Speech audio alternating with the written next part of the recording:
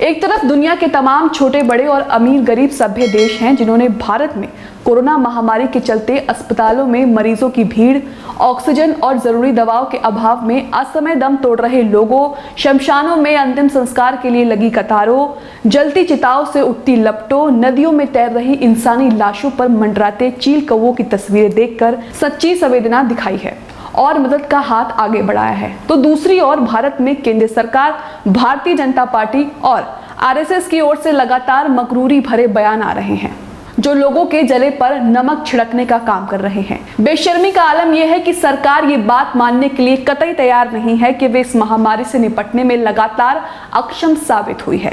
उसकी संवेदनहीनता का चरम यह है कि प्रधानमंत्री नरेंद्र मोदी आगामी 30 मई को मन की बात कार्यक्रम के तहत देशवासियों से सकारात्मक का जश्न मनाने को कहेंगे। इस सिलसिले में उन्होंने लोगों से ऐसी कहानी किस्से भी मंगवाए हैं जो लोगों को प्रेरित कर सके। ये कहा जा सकता है कि बर्बादियों का जश्न मनाने में सरकार का कोई जवाब नहीं है।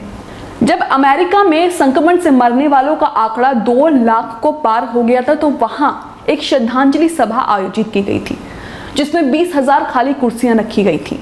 हर एक कुर्सी 10 मृतकों का प्रतिनिधित्व करने वाली थी और इस तरह राष्ट्रीय स्तर पर उनको श्रद्धांजलि दी गई। न्यूयॉर्क टाइम्स की बात करें तो न्यूयॉर्क टाइम्स जैसे अखबार ने अपने पहले पन्ने पर 20,000 मृतकों के नाम छापकर उनको श्रद्धांजलि दी थी। लेकिन इसके उलट महान भारत के उत्सव प्रेमी प्रधानमंत्री सकारात्मक का जश्न मनाने का आह्वान करने जा रहे हैं। पिछले साल में जब कोरोना वायरस ने देश में प्रवेश किया तब लॉकडाउन के दौरान प्रधानमंत्री मोदी ने ताली थाली बजाने, दिया मोमबत्ती जलाने, अस्पतालों पर विमानों से फूलों की वर्षा कराने और अस्पतालों के आगे सेना का बैंड बजवाने जैसे तमाशे करवाए थे। दरअसल प्रधानमंत्री मोदी जिस सकारात्मकता के जश्न का आह्वान करने वाले हैं वो जश्न मूल रूप से आरएसएस की एक परियोजना का हिस्सा है जिसका मकसद सरकार और संघ से मोह भंग का शिकार हो रहे समर्थक वर्ग को किसी तरह थामना है, यानी कि अंधभक्तों को अंधभक्ति में डूबे रहने के लिए प्रेरित करना है। आरएसएस के कोविड रिस्पांस समूह द्वारा 11 से 15 मई तक पॉजिटिविटी अनलिमिटेड हम जीतेंगे शीर्षक से एक ऑनलाइन व्याख्यान माला का आयोजन किया जा चुका है। इस व्याख्यान माला का समापन करते हुए आरएसएस के मुखिया मोहन भागवत ने जो कहा वो हैरान करने वाला है। उन्होंने कहा कोरोना से जिन लोगों की मौतें हुई हैं वे एक तरह से मुक्त हो गए हैं। जो चले गए हैं उनके लिए अब कुछ नहीं किया जा सकता। परिस्थितियां कठिन हैं लेकिन हमें निराश नहीं होना और अपने मन को नेगेटिव नहीं होने देना है।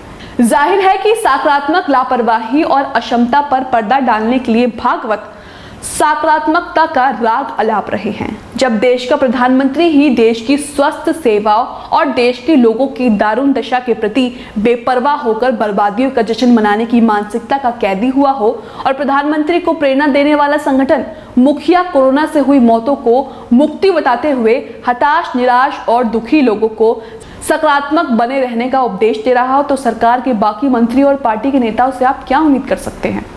मरने वालों के बारे में जो बात भागवत ने थोड़े सदे हुए अंदाज में कही वही बात उनके संगठन के प्रचारक रहे हरियाणा के मुख्यमंत्री ने निपट बेशर्मी के साथ कह दी। अपने सूबे में कोरोना संक्रमित के इलाज के अभाव के चलते हो रही मौतों के मामले में मुख्यमंत्री मनोहर लाल खट्टर ने कहा कि मरने वाले तो मर गए, अब उनके आंकड़ों पर बहस करने से क्या फायदा। इससे कुछ ही दिन पहले मध्य प्रदेश सरकार के पशुपालन मंत्री प्रेम सिंह पटेल ने कोरोना से हो रही मौतों पर कहा था वायरस से मरने वालों की संख्या को रोका नहीं जा सकता क्योंकि जिसकी उम्र पूरी हो जाए उसको तो मरना ही पड़ता है, ऊपर से बुलावा आ जाए तो क्या किया जा सकता है।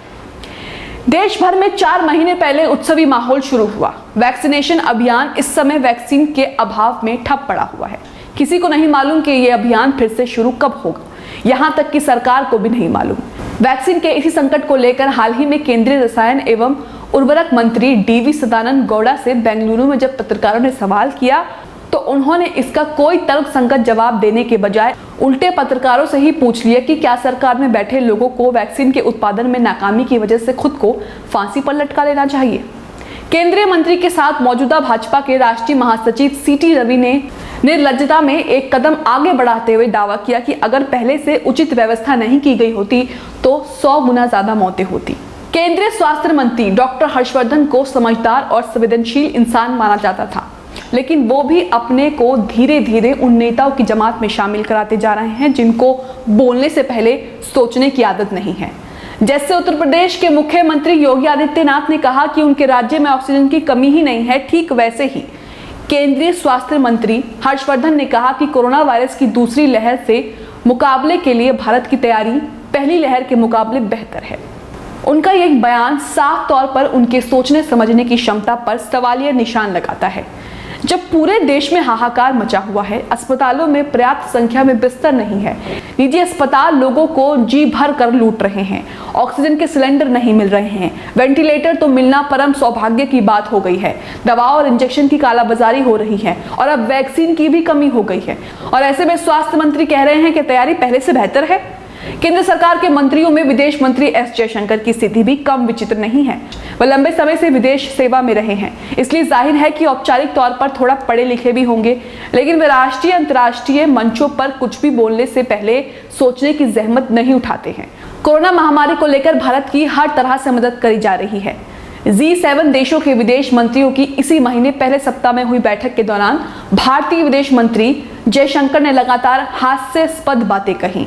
उन्होंने कहा कि महामारी से निपटने में भारत सरकार से कोई गलती नहीं हुई है। देश की बदहाल स्वास्थ्य सेवाओं के लिए उन्होंने पिछले 70 सालों से रह रही सरकारों को ही जिम्मेदार ठहराया। जब G7 देशों के विदेश मंत्रियों ने कोरोना महामारी के दौरान चुनावी रैलियों का मुद्दा उठाया तो जयशंकर ने कहा कि इस पर सवाल नहीं किया जा सकता, क्योंकि भारत में चुनाव एक पवित्र कार्य है और भारतीय समाज अपनी मूल प्रवृत्ति में राजनीति समाज है, इसलिए चुनाव होना और चुनाव के दौरान रैलियां होना जायज है। प्रधानमंत्रियों से लेकर मुख्यमंत्रियों, केंद्रीय मंत्रियों, राज्य सरकारों के मंत्रियों और संघ प्रमुख के ये बयान बताते हैं कि सरकार को और सत्ताधारी पार्टियों के नेताओं को देश के मौजूदा दर्दनाक और शर्मनाक हालात पर ना तो शर्म आ रही है और ना ही देश की जनता पर रह। इस सिलसिले में आरएसएस के मुखिया मोहन भागवत के बयान से ये जाहिर हुआ है कि उनका संगठन अब सरकार का पिट्ठू बनकर रह गया है और सत्ता संस्कृति ही अब उनके लिए एक हिंदू या कि भारतीय संस्कृति हो गई है। सभी अहम खबरों के लिए न्यूज़ MX को सब्सक्राइब करें, साथ ही बेल आइकॉन को जरूर दबाएं। लाइक, शेयर, कमेंट करना ना भूलें।